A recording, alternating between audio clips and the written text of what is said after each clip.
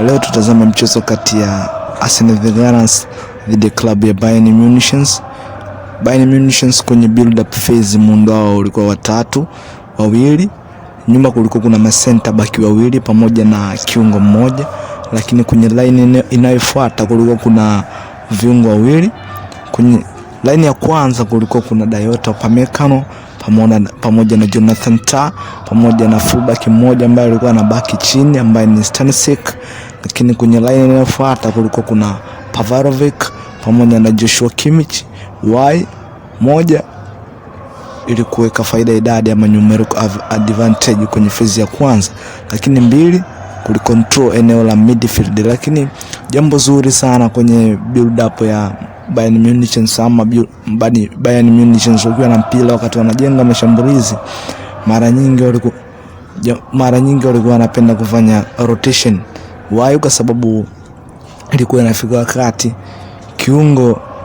kiungo katikati ambaye alikuwa kwenye line ya pili, si mwingine ni Joshua Kimmich, alikuwa anashuka chini kutengeneza diamond shape ama umbo la almasi, pamoja na center back wawili pamoja na goalkeeper Manuel Neuer ambaye ni mzuri sana kwenye footwork, kitu ambacho kilikuwa kinawafanya alikuwa anatoa faida zifuatazo. Moja, alikuwa anasaidia kupiga mipira mirefu, anazungumzia long ball ama long range pass ambazo zilikuwa zinasaidia kuvunja ile defensive block ya Arsenal. Lakini mbili, alikuwa anasaidia kuilinki timu inavyotoka kwenye phase ya kwanza inavyoelekea katika phase ya pili ya progressions.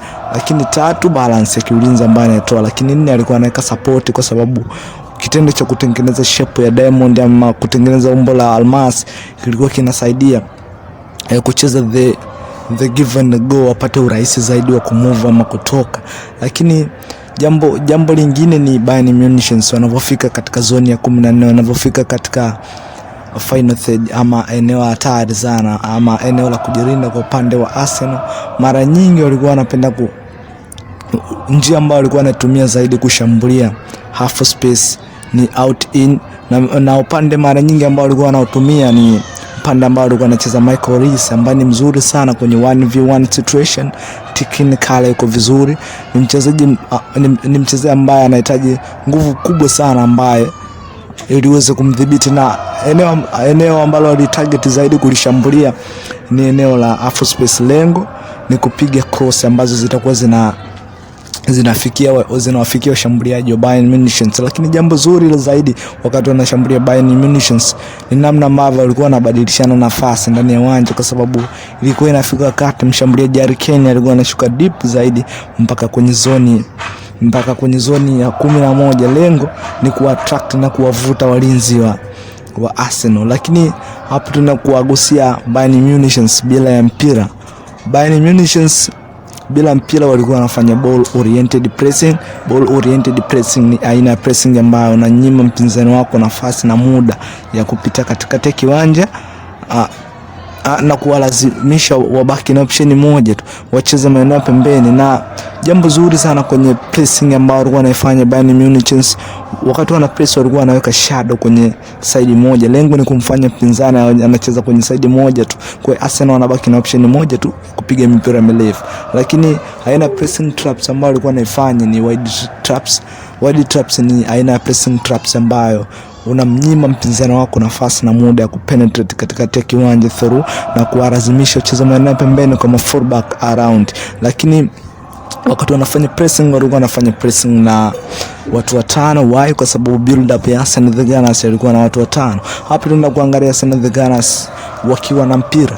Arsenal the Gunners wakiwa na mpira, muundo wao ulikuwa watatu, wawili.